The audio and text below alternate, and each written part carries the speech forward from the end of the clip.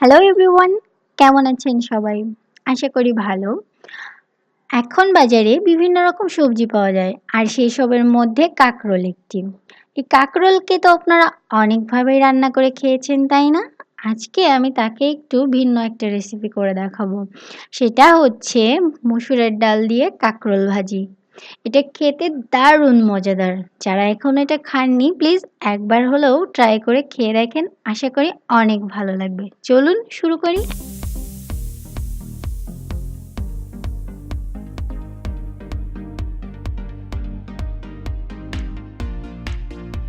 চলুন আমরা দেখে নিই মসুরের ডাল দিয়ে কাঁকরোল ভাজি করার জন্য আমাদের কি কি লাগবে।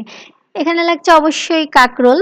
এখানে আমি হাফ কেজি মতো কাঁকরোল নিয়েছি। সেটাকে মাছ দিয়ে ২ ভাগ করে কেটে তারপরে এটাকে কুচি করে নিয়েছি এবং বিচিটা ফেলে দিয়েছি কেটে। দেখুন ভালো করে ধুয়ে রেখেছি। আপনারা আপনাদের পছন্দ মতো শেপে কুচি করে নিতে পারেন। এছাড়া লাগছে মসুরের ডাল। এখানে আমি হাফ কাপের একটু বেশি মসুরের ডালকে ভিজিয়ে রেখেছিলাম। তারপর যখন এটা ওইভাবে ফুলে উঠেছে তখন সেটাকে ভালো করে ধুয়ে রেখেছি। দেখুন ২ টা বড় পেঁয়াজকে কুচি করে নিয়েছি একটু মোটা মোটা করে।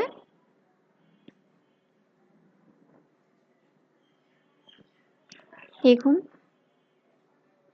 ৫-৬ কোয়া রসুনকে কুচি করে নিয়েছি। ৬-৭ টা কাঁচামরিচকে ফালি করে নিয়েছি। ৫ ফোড়ন নিয়েছি সামান্য, ২ টা তেজপাতা আর ৪ টা শুকনো মরিচ। এছাড়া লাগছে লবণ আর হলুদের গুঁড়ো। আর কড়াইতে আমি ৩ টেবিল চামচ মতো তেল দিয়েছি। এখানে তেলটা আমি একটু বেশি দিয়েছি। এবার এই তেলে আমি তেজপাতা আর শুকনো মরিচ ফোড়ন দিয়ে দিয়েছি। এরপর এটা একটু ঘ্রাণ বের হলে এর মধ্যে আমি দিয়ে দিয়েছি সামান্য ৫ ফোড়ন। আর তারপর প্রথমে রসুন কুচি দিয়ে দিচ্ছি এবং তারপর পেঁয়াজ কুচিটাও দিয়ে দিব। রসুন কুচি একটু নেড়ে পেঁয়াজ কুচিটা এবারে দিয়ে দিচ্ছি। এখন এই পেঁয়াজ কুচিটাকে একটু নেড়ে নেড়ে ভেজে নিতে হবে। খুব বেশি লালচে করে ভাজার দরকার নেই। হালকা একটু ভেজে নিচ্ছি এবং সেই সাথে এতে দিয়ে দিচ্ছি কাঁচা মরিচগুলো। আমি কাঁচা মরিচগুলো জাস্ট মাছ দিয়ে ফেলে নিয়েছি। আপনি চাইলে কুচি করেও দিতে পারেন। এবার এটা একটু ভাজা হয়ে গেলে এর মধ্যে আমি দিয়ে দিচ্ছি ধুয়ে রাখা কাঁকরোল কুচিগুলো।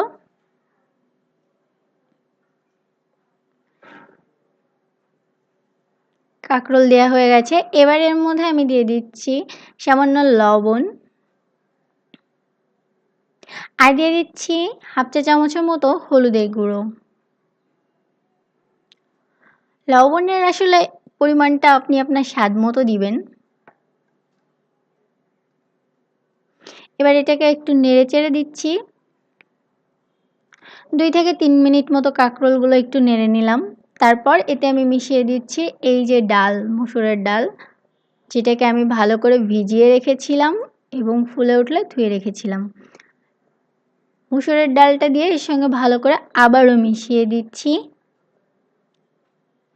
রান্নাটা করার সময় অবশ্যই খেয়াল রাখবেন চুলার আঁচ যেন একই রকম থাকে, অর্থাৎ মিডিয়াম হিটে থাকে। যেহেতু ডালটা আগে থেকে ভেজানো ছিল তাই এটা সেদ্ধ হতে খুব বেশি একটা সময় লাগবে না। এটা আমি আরেকটু লবণ দিয়ে দিলাম। এবার এটাকে মিডিয়াম হিটে ভালো করে নেড়ে নেড়ে ভাজি করে নিচ্ছি। দেখুন একটা পর্যায়ে কিছুক্ষণ ভাজি করার পর ডালগুলো দেখে মনে হবে এগুলো আস্ত রয়েছে, অথচ হাত দিয়ে এভাবে চাপ দিয়ে দেখলে দেখবেন ডালটা একদমই গলে গেছে। কিন্তু ডালটা দেখে মনে হবে যে আসলেই সেদ্ধ হয়নি। এবার কিছুক্ষণ এরকম নেড়ে চেড়ে ডালটা এরকম আস্তে আস্তে থাকা অবস্থায় এটাকে নামিয়ে নিতে হবে। এবার এটাকে আমি একটা সার্ভিং প্লেটে উঠে সার্ভ করে দিয়েছি। একবার ট্রাই করে দেখেন, অসম্ভব ভালো লাগে এভাবে খেতে। ভিডিওটি দেখার জন্য ধন্যবাদ। আরও বেশি বেশি ভিডিও পেতে হলে অবশ্যই আমার চ্যানেলটি সাবস্ক্রাইব করে চ্যানেলের সাথেই থাকুন। Thank you.